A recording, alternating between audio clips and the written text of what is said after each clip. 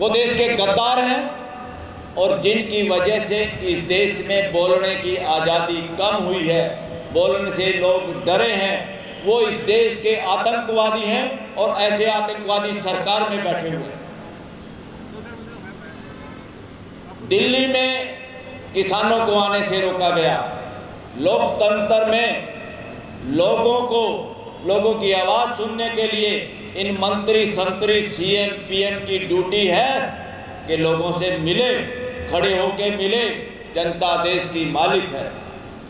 इन्होंने दिल्ली के बॉर्डर पे आपके ही बच्चों को, जिनके हाथों में लॉ एंड ऑर्डर को संभालने की जिम्मेदारी है, बंदूक है, तोप है, उन्हीं को आपके खिलाफ खड़ा किया और आपको डराने की कोशिश की। मैं सैल्यूट करता हूं उन किसानों को जिन्होंने इस देश के बोलने की आज़ादी को बरकरार रखा, वरना इन्होंने पूरे देश के मुंह में उंगली घुमा के देख ली थी।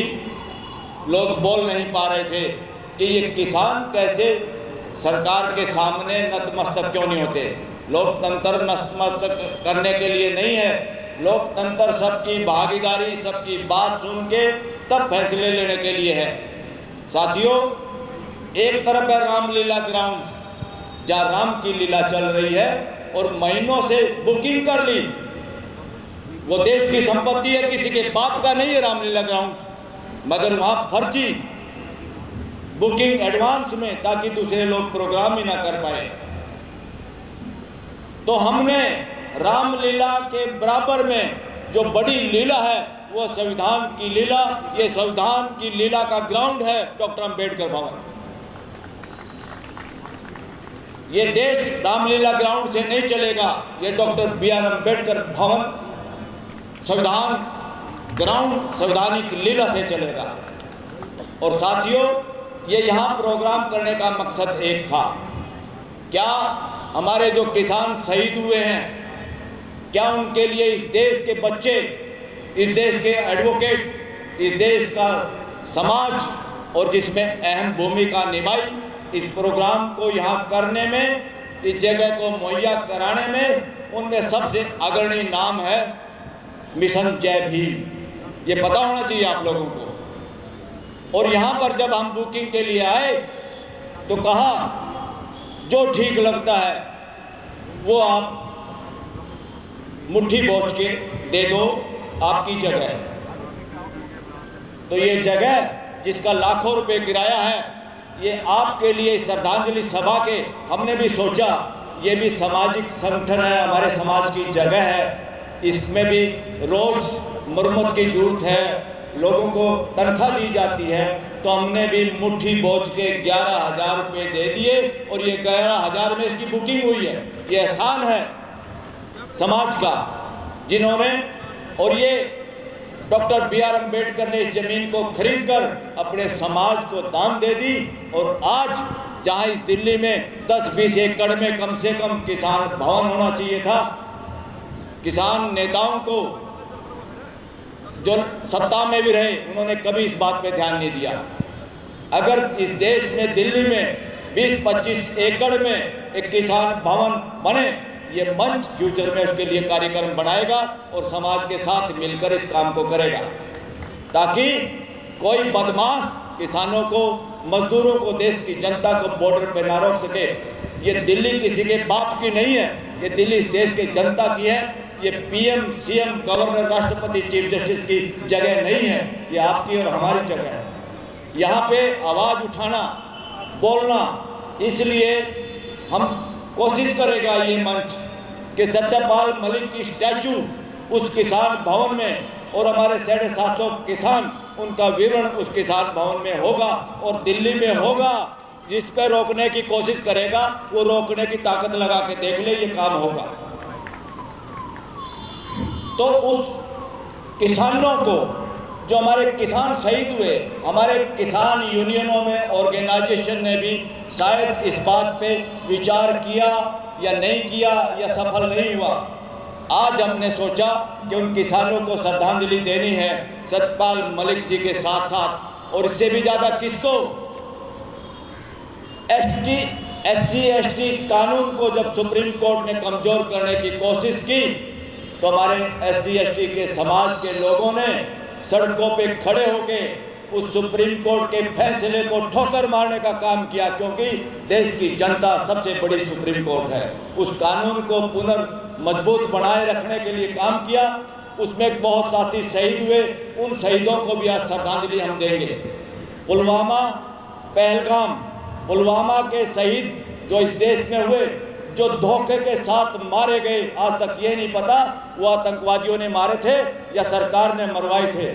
पहलगाम के लोग जो आज तक ये नहीं पता चला असली गुनहगार कौन है, जिस पे इंडिया और पाकिस्तान की दुश्मनी भी हुई, और दुश्मनी करवाने वाले सिंदूर सिंदूर करके ड्रामेबाजी करते रहे। ऐसा ड्रामेबाज प्राइम मिनिस्टर जो इसके साथ देश के साथ गद्दारी कर रहा है। अब समय आ गया है, ये दोनों लोग जिन्होंने बीजेपी पे भी कब्जा किया है और RSS वो संगठन है जो देश में हिंसा के पक्ष में है, ऊंच नीच के पक्ष में है, सारे प्रोग्राम वर्णवादी कुव्यवस्था को देश में मजबूत करने के लिए है। इसलिए पहलगाम के वो शहीद हमारे टूरिस्ट, उन सबको श्रद्धांजलि, क्योंकि अब तक देश को पता नहीं चला वो मरे हैं या मारे करवाए हैं। मणिपुर के शहीद, जहाँ पे एक देश का प्राइम मिनिस्टर जो रोज ड्रेस बदल बदल के और ट्वीट करता है, छोटी छोटी बातों पे, हीरो हीरोइन पे ट्वीट करता है, वो मणिपुर में जाने में बहुत समय लगा, और जब गया तो ऐसे गया जैसे चोर जाता है, और उसी तरह से उसका व्यवहार, उसकी शक्ल आप देखेंगे, इनसे बात की और कैसे बात की। उन मणिपुर के शहीदों को जो सरकार की बेवकूफ़ी की वजह से मारे गए, आदिवासियों को, आदिवासी स्पेशल आए हैं यहाँ पे 25-30 साथी महाराष्ट्र और मध्य प्रदेश से, ट्रेन से आए बेचारे सवेरे सवेरे। देश में जल जंगल जमीन की लड़ाई के लिए जिन्होंने जान दी, एक एक गांव में 20-20, 50-50 लाशें और समाधि बनी हुई है हर एक गाँव में। छत्तीसगढ़ में जो आदिवासी इलाका है उसको देख के रूह कांप जाती है। इस देश का एक भी आदमी, एक भी जवान ना आतंकवादी है, ना नक्सलवादी है, ना कोई देशद्रोही है। ये सारे के सारे सबक बदमाश सरकारों में बैठे हुए वो नेतागण जो अपनी सत्ता, वोट चोरी से, भ्रष्टाचार से डरा के बड़े रहना चाहते हैं, जो जनप्रतिनिधि लोकतंत्र के अंदर जिम्मेदारी के साथ होते हैं, राज करने के लिए नहीं। साथियों, आज़ादी के बाद देश में ना राजा है ना किसी का राज है, सिर्फ और सिर्फ संविधान की व्यवस्था है और कानून की व्यवस्था है। कुछ लोग, वकील भी, पुलिस वाले भी, जज एक बेवकूफ़ी करते हैं कि rule of law, rule of law नहीं, रूल का मतलब डंडा, कानून का भी डंडा नहीं, आदमी का भी डंडा नहीं। संविधान की व्यवस्था, कानून की व्यवस्था इस देश के लिए बनी है, और ये देश का संविधान किसी को नेता बनाने के लिए, सरकार में बिठाने के लिए नहीं बना है।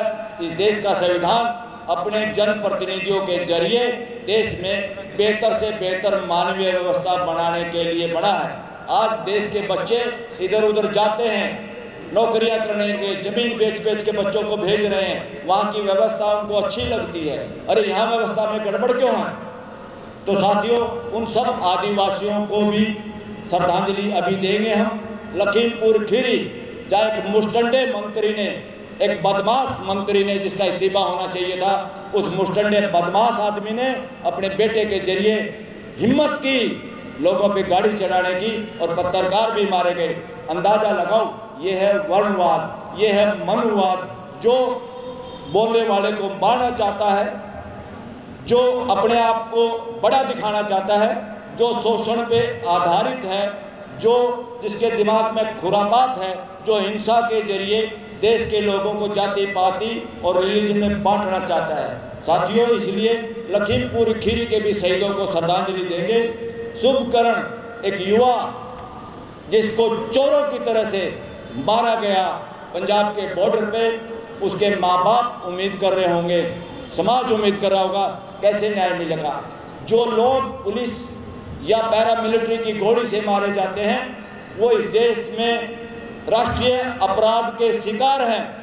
लोकतंत्र में लोगों को मारा नहीं जाता, लोकतंत्र में लोगों की आवाज़ सुनी जाती है, संवाद किया जाता है। सड़कों पे लोग तभी आते हैं जब देश की हाई कोर्ट और सुप्रीम कोर्ट न्याय नहीं कर पाती, अपनी ड्यूटी नहीं कर पाती, इसलिए लोगों को न्याय के लिए खुद सुप्रीम कोर्ट बनना पड़ता है, खुद सरकार और ब्यूरोक्रेसी बनना पड़ता है। तो साथियों, शुभकर्ण को भी हम श्रद्धांजलि देंगे।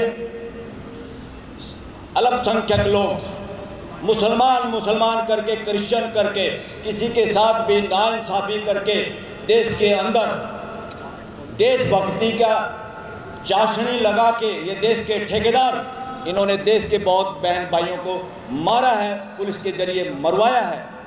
देश में लोकतंत्र लोगों की जान बचाने के लिए है, सबसे पहले चेतावनी देनी होती है, फिर आंसू गैस छोड़ने होते हैं, फिर थोड़ा बहुत हल्का डंडे का उपयोग किया जाए या रबड़ की गोली का उपयोग किया जाए। इनमें शाहीन बाग के नाम पे भी हमारे देश के बच्चे लोग शहीद हुए हैं, उन शहीदों को भी श्रद्धांजलि हम देंगे। और साथियों, यही बदमाशी इन्होंने 1-2 दिन पहले की है ले के अंदर। ले में 4-5 जवानों को सीधी गोली मारी गई।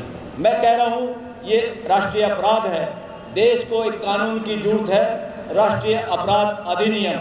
राष्ट्रीय अपराध कौन करते हैं? जो सरकार में बैठे हुए पुलिस के जरिए, पैरामिलिट्री के जरिए, फौज के जरिए, कानून के जरिए अपने देश के लोगों की आवाज़ दबाना चाहते हैं, जो बोलते हैं उनको मरवाया जाता है। ऐसे लोग हैं राष्ट्रीय अपराधी। ये आतंकवादियों से भी बड़े अपराधी हैं। इसके लिए कानून नई सरकार को लाना होगा।